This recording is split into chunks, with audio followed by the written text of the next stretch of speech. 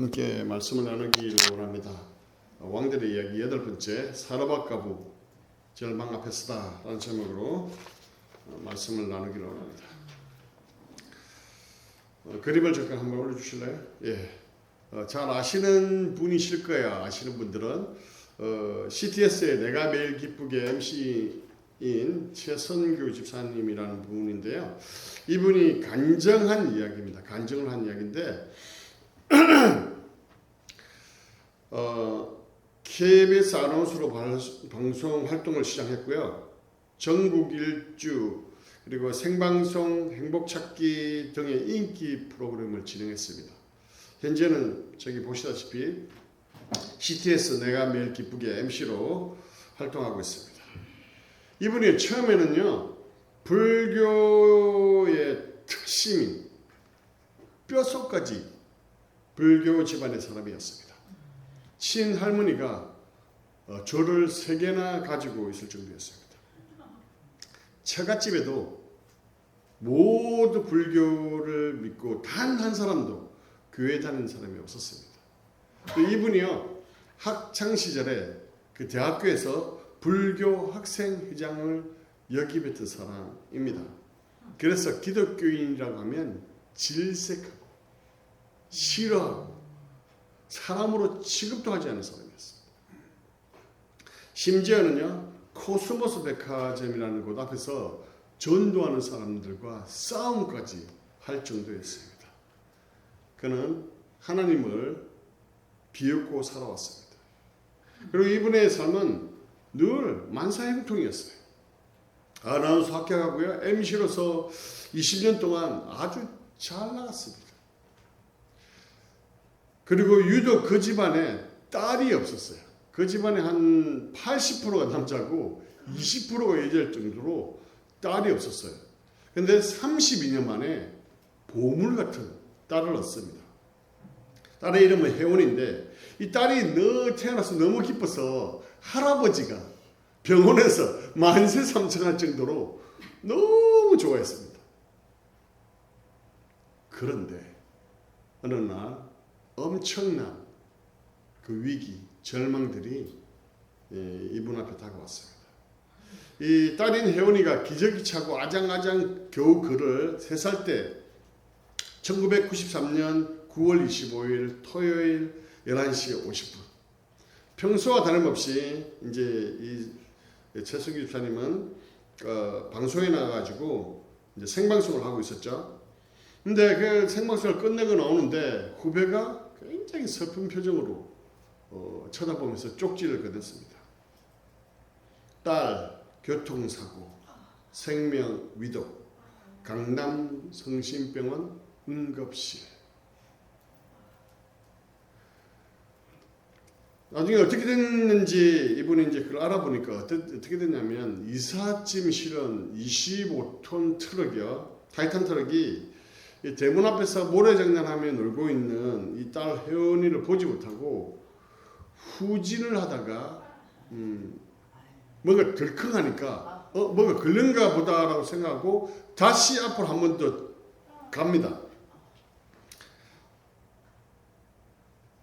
어떻게 됐을까요? 3살짜리 애가 25톤 트럭에 깔렸으니까 그것도 뒤로 한 번 앞으로 한 번 현장에서 즉사했겠죠. 그래도 살려보겠다는 심정으로 대림동 강남 성심병원 응급실에다가 이렇게 가져다 놨다는 거예요. 이 성심병원이 있는 성심병원이 대림동에 있었고 이 방송은 여의도에 있었기 때문에 거리로는 10분 거리밖에 안 돼요. 근데 이때 하필 토요일이고 또 점심시간이고 이러다 보니 길이 너무 막혀버렸습니다. 아무것도 할 수 없는 그런 상황에 맞이하게 됐습니다. 이때 과연 할 수 있는 게 무엇일까요? 이러한 절망 앞에서 우리가 할 수 있는 게 뭘까요? 왜 이런 절망과 같은 일들이 생기는 것일까요? 오늘 본문을 보면 이러한 절망 앞에 있는 한 사람이 나옵니다. 말씀을 한번 보실까요? 시작. 2일 후에 그 집 주인 되는 여인의 아들이 병들어 증세가 심히 위중하다가 숨이 끊어진지라. 우리가 지난주에 말씀해 봤던 것처럼 사르밧 거부, 온 이스라엘 땅에 가뭄으로 먹을 것이 없어서 이제 한번 먹고 죽으려고 할 그때에 엘리야 선지자가 와서 먼저 나에게 떡을 만들어 주고 너희들도 떡을 만들라라는 그 말씀에 순종합니다. 그러자 어떻게 되죠? 통에 가루가 떨어지지 않습니다. 그리고 병의 기름이 없어지지 않았습니다. 사르밧 가부는 말씀에 순종하는 가운데 하나님께서 자신의 필요를 채워주신다는 것을 경험하게 됩니다. 우리가 하나님 말씀대로 순종하고 하나님 말씀대로 살아내면 하나님께서 보호하시고 지키시고 인도하신다는 것을 경험했다는 것이죠. 그런데 그런 축복을 경험하고 나서 사르밧 가부에게 어떤 일이 일어났다고요? 2일 후라는 말은 그러한 일들이 일어난 후에 어떤 일이 일어났습니까? 아들이 병세가 심해져서 숨이 끊어지고 말았다는 거예요. 이 숨이 끊어졌다는 말은 즉 완전히 죽었다는 것을 의미합니다. 태산과 같은 절망입니다. 하늘이 무너지는 것 같은 절망이에요. 왜냐하면 이 가부는 남편도 이미 먼저 떠나보냈잖아요. 어쩌면 차라리 같이 굶어 죽는 게 낫지 않았을까라는 생각을 했을 것 같습니다. 남편 떠나보낸 이 가부가 자기는 살고 유일한 희망인 아들을 또 떠나보내야 한다는 그 마음 너무나 힘들 것이기 때문에 그렇습니다. 이러한 절망 앞에서 사르밧 가부는 어떻게 반응합니까? 18절 볼까요? 같이 읽겠습니다. 시작. 여인이 엘리야에게 이르되 하나님의 사람이여 당신이 나와 더불어 무슨 상관이 있기로 내 죄를 생각나게 하고 또 내 아들을 죽게 하려고 내게 오셨나이까 이렇게 얘기합니다. 사람들의 신앙은 어떤 고난 앞에서 드러날 때가 많이 있습니다. 아들이 죽고 고난과 절망 앞에 사르밧 가부는 하나님과 엘리야에게 불평합니다. 이런 일이 생긴 이유가 바로 하나님과 엘리야 그 당신 때문에 일어났다고 말하고 있는 것이죠. 이러한 절망의 순간이 오면 어쩔 수 없이 모든 사람들이 자기 중심의 생각에 빠질 수밖에 없어요. 얼마 전에만 해도 그렇게 큰 은혜를 받았음에도 불구하고 이러한 어려움들, 절망의 순간이 오면 불평하게 됩니다. 그것도 그럴 것이 당시에 이방인들에게 신은 불필요한 재산을 가져다주는 폭군 정도로 인식을 했습니다. 사르밧 가부에게 하나님도 이들 신과 마찬가지로 아무 까닭 없이 재난과 어려움을 주고 두려움을 유발하는 그런 신으로 인식했다는 것입니다. 뭐냐면 이 사르밧 가부는 하나님이 도대체 어떤 분인지 제대로 알지 못하고 있었음을 그의 표현을 통해서 알 수 있다는 것이죠. 또한 사르밧 가부의 이러한 반응은요, 그때 당시 고대 사람들처럼 자신이 당하고 있는 이 재난이나 질병을 자신의 죄 때문이라고, 그래서 신이 형벌을 준 것으로 간주했다는 거예요. 당시 그런 관념의 영향을 받아 아들의 질병과 이 죽음은 자신의 죄악과 직접적으로 결부시키고 있음을 이 사르밧 가부의 그 고백에서 알 수 있죠. 욥기 4장 7절 한번 볼까요? 같이 읽겠습니다. 시작. 생각해보라. 죄 없이 망한 자가 누구인가? 정직한 자의 끊어짐이 어디 있는가? 이건 누구의 말입니까? 엘리바스의 말이에요. 엘리바스가 욥의 그 고난을 보고 판단하며 하는 이야기입니다. 우리가 오늘 살아가는 우리도요, 이러한 이 엘리바스나 아니면 이 사르밧 여인과 같은 잘못된 판단을 할 때가 있다는 거예요. 우리에게 다가오는 고난이 다 내 죄 때문이라고 생각하는 사람이 있다는 거예요. 제가 많아서 이런 일이 생기지. 물론 그럴 수도 있습니다. 재료에 대한 그 값으로 그런 일이 생길 수도 있습니다. 그러나 모든 것이 다 그렇지는 않다는 것이죠. 이런 상황에 심지어는요, 다른 사람에게도 당신의 고난은 당신의 죄 때문이라고 함부로 말하는 사람도 있어요. 이것은 굉장히 주의해야 할 일일 것입니다. 욥기를 통해서 알 수 있듯이 욥의 그 고난은 욥의 죄 때문에 일어난 일이 아님을 우리가 잘 알고 있기 때문에 그렇습니다. 이러한 사라밧 과부의 그 절망적인 상을 바라보며 이런 질문을 할 수밖에 없죠. 왜 하나님은 이 사라밧 과부를 이런 절망 가운데로 인도하시고 그 절망 앞에 서게 하시는 것일까요? 동일하게 오늘을 살아가는 우리도 종종 이러한 절망의 순간을 만날 때 이러한 질문을 던지기도 합니다. 왜 우리를 이 절망 앞에 서게 하십니까? 이러한 절망 앞에서 엘리야는 어떻게 하고 있습니까? 19절 보겠습니다. 시작. 엘리야 자기가 거처하는 다락에 올라가서 자기 침상에 누이고. 엘리야는요, 그 절망 앞에서 불평하거나 자기 죄 때문이라고 한탄하기보다 그 문제를 하나님 앞으로 가지고 왔다는 겁니다. 20절 한번 볼까요? 같이 읽겠습니다. 시작. 여호와께 부르지 이르되 내 하나님 여호와여, 주께서 또 내 우하는 집 가부에게 재앙을 내리사 그 아들을 죽게 하셨나이까 하고. 엘리야도 굉장히 당황스러웠을 것입니다. 분명히 어제까지만 해도 은혜를 주셔서 먹을 것 없이 죽을 목숨이었는데 기적과 같은 은혜로 먹을 것이 끊어지지 않게 하셨는데 왜 오늘은 가부의 아들을 죽게 하셨는지는 알 수가 없었을 것입니다.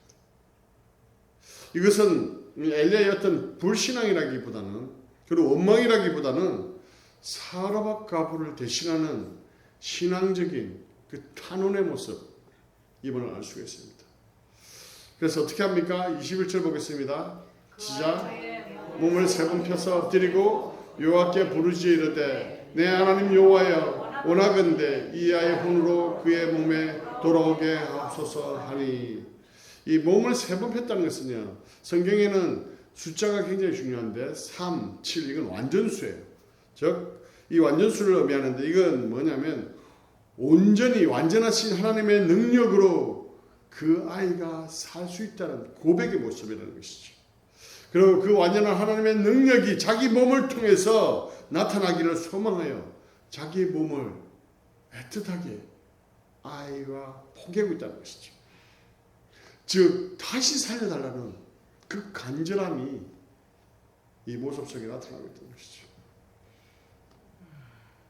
이러한 엘리야의 그 간구에 하나님은 어떻게 하십니까? 22절 보겠습니다. 시작. 여호와께서 엘리야의 소리를 들으심으로 그 아이의 혼이 몸으로 돌아오고 살아난지라. 죄송합니다. 여호와께서 엘리야의 소리를 들으셨다는, 응답하셨다는 것이죠. 그래서 사라밧 과부의 아들이 다시 살아났다는 것입니다. 오늘 살아가는 우리도 이러한 절망의 상황을 맞이할 때가 있습니다. 이때 우리가 해야 할 것이 뭘까요? 바로 하나님 앞에 나가는 것입니다. 생명의 주관자 되시는 그 하나님 앞에 나아가서 기도해야 한다는 것이죠. 우리의 모든 문제의 해결자는 하나님밖에 없습니다 라고 고백해야 한다는 것입니다. 우리에게 절망의 상황이 주어진다는 것은 바로 하나님 앞으로 나아오라는 그 사인이라는 것이죠. 이것을 놓치면 안 된다는 것이죠. 23절 읽겠습니다. 시작. 엘리야가 그 아이를 안고 다락에서 방으로 내려가서 그의 어머니에게 주며 이르되 보라 내 아들이 살아났느니라. 이 모습을 보고 사르밧갑으로 무엇이라고 고백합니까? 24절 여인이 엘리야에게 이르되 내가 이제야 당신은 하나님의 사람이시요 당신의 입에 있는 여호와의 말씀이 진실한 줄 아노라 하니라. 아멘. 이 사르밧갑의 고백을 보면서요, 왜 하나님께서 이 사르밧갑을 절망 앞으로 인도하셨는지 알 수 있습니다. 사르밧갑은 이미 하나님을 어느 정도는 믿고 그 선지자 엘리야를 인정하고 있었습니다. 그러나 그것은 물질적인 축복이 주어짐에 의한 어떤 피상적인 믿음일 수밖에 없었죠. 그러나 아들이 죽은 그 절망 앞에서 죽은 아들을 다시 살리시는 그 하나님의 모습을 보며 하나님이 진정 어떤 분이신지를 깨닫게 되었다는 것이죠. 욥이 어땠습니까? 모든 재물을 잃었습니다. 자녀들도 모두 잃었습니다. 몸에는 안창이 생기고 말았습니다. 그리고 아내마저 떠나버리는 그런 고난을 겪은 후에 뭐라고 고백합니까? 내가 주께 대하여 귀로 듣기만 하였사오니 이제 눈으로 주를 배움나이다. 자신이 이제 진정으로 하나님이 어떤 분이신지 알았다는 겁니다. 하나님께서 우리를 종종 절망의 상황으로 이끌어가 절망 앞에 서게 하시는 것은 절망 가운데 하나님께서 어떤 분이신지 알게 하고 경험하게 하시기 위함이라는 것이죠. 그 절망 가운데 그 모든 헛된 것을 버리고 하나님만이 참 하나님을 믿고 그분을 위해서 살도록 하기 위함이라는 것입니다. 그 최성규 집사님의 그 이야기로 돌아갔어요. 이 최성규 집사님 그 절망의 상 앞에서 무엇을 할 수 있었을까요? 꽉 막혀버린 그 도로 한복판에서 그 자신의 생명보다 더 귀한 그 딸의 생명 앞에서 그는 자신도 모르게 하나님 하고 외쳤다는 것이죠. 그리고 제발 살아계시면 딱 한 번만 살려주십시오. 제발 한 번만 살려주세요. 하고 싹싹싹 빌었답니다. 평생 우상만 숭배했고 절을 3개씩이나 가지고 있었던 집안이었고 불교 학생회장이었고 기독교인이라고 하면 치를 떨었던 사람 취급을 하지 않았던 그때 내가 어떻게 내 입에서 하나님이라는 소리가 나왔는지 자신도 모르겠다고 그랬습니다. 고백했습니다. 그리고 이러한 고백을 해요. 소원 기도죠. 우리 딸 한 번만 살려주시면 당신이 시킨 대로 다 하겠습니다. 10분 걸리면 갈 거리를 1시간 걸려서 겨우겨우 도착했습니다. 응급실 앞에는 어머니, 형수님 다 주저앉아 있죠. 혜원아, 혜원아 부르며 펑펑 울고 있습니다. 아내는 벽에다 대고 계속 머리를 찍으며 울고 있었습니다. 병실에 들어가 보니 침대 위에는요 하얀 천이 덮여 있었어요. 우리가 잘 알다시피 하얀 천이 덮여 있다는 것은 사망 선고죠. 더 이상 손댈 게 없다 그런 뜻이죠. 하얀 천을 이렇게 제껴보니까 딸의 얼굴이 나옵니다. 아침에 내가 봤던 그 모습, 머리숱이 없어서 머리를 뽀글뽀글 볶았던 그 모습이 그대로 누워 있습니다. 이렇게 중얼거립니다. 혜원아, 아빠 왔다. 미안하다. 아빠가 너무 늦게 왔어. 미안해. 너 왜 여기 누워있니? 집에 가자. 집에 가. 여기 내 자리 아니야. 너 왜 여기에 누워있어? 얼른 집에 가자. 아빠 왔어. 괜찮아. 빨리 가자. 아무것도 안 무서워. 아빠 왔잖아. 아빠가 안고 갈게. 가자. 그렇게 아이를 안고 30분 동안 중얼거렸다고 합니다. 그때 놀라운 기적이 일어났어요. 이렇게 안고 있던 아이가 갑자기 뜨뜻해지기 시작했습니다. 뜨거운 감이 가슴속에 확 전해지기 시작했어요. 이 따뜻함에 정말 이 아이가 죽었다는 걸 인정하지만 놓고 싶지 않은 마음이었어요. 그런데 조금 있다가 애가 꿈틀거리기 시작했어요. 그리고 목에 뭐가 걸렸는지 캑캑거리기 시작했다고 합니다. 그래서 안 되겠다 싶어서 입을 열어서 손을 넣어서 입안에서 뭔가를 꺼냈는데 금붉은 색 핏덩어리가 탁 튀어나왔다는 거예요. 그리고 길게 숨을 휴 하고 내뱉었다는 것이죠. 그리고 모기 같은 목소리로 아빠, 아빠, 우리 아빠지? 그 소리가 얼마나 좋던지 다시 아이를 안고 펑펑 울었다고 합니다. 말씀의 결론을 드리겠습니다. 하나님은요, 때때로 우리를 이 절망 앞에 서게 하실 때가 있어요. 그 이유는 바로 하나님이 어떤 하나님이신지를 알게 하기 위해서입니다. 그리고 그 구원의 은혜를 허락하시기 위해서입니다. 만약에 최성규 집사가 만약에 이런 절망의 상을 맞이하지 않았다면 하나님 앞에 돌아올 수 있었을까요?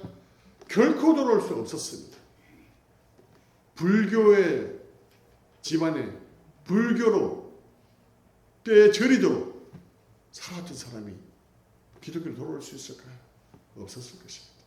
사라밧가부야 구름과 비, 그 풍요의 신은 바알과 아세라, 그 우상숭배로 만연한 그 땅 가운데서 참 공급자이신 하나님을 경험합니다. 거기에다가 죽음의 절망 앞에서 생명의 주관자 되신 하나님을 알게 됩니다. 이것이 바로 하나님께서 우리를 절망 앞으로 인도하시는 이유라는 것이죠. 사랑하는 성도 여러분, 지금 절망 앞에 계십니까? 부부간의 문제로, 아니면 자녀들 문제 때문에, 아니면 경제적인 문제로, 아니면 각각의 여러 가지 문제 앞에 절망 가운데 서 계십니까? 하나님께서 어떤 분이신지 경험할 수 있는 은혜의 시간임을 기억하시기를 바랍니다. 절망 앞에서 불평과 불만을 내려놓고요, 오직 하나님밖에 없습니다 라는 그 고백을 하는 가운데 하나님이 어떤 하나님이신지 경험하시는 여러분 되시기를 주님의 이름으로 간절히 축원합니다.